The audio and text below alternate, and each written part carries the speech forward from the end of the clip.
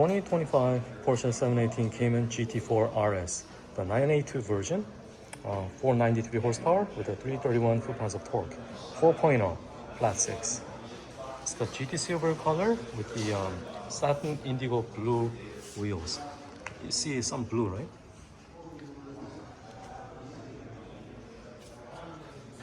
It's the last NA 4.0 a super rare car.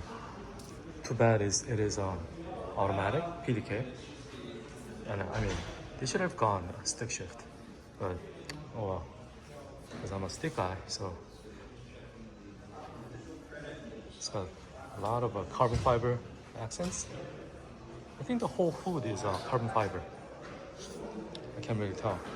Could be carbon fiber, and then the center portion is painted, I think. Oh, it's got the carbon ceramic brakes. I think that's the standard for the RS. I'm not sure.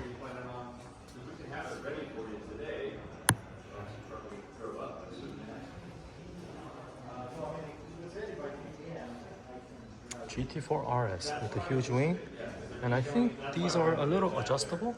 I'm not pretty sure.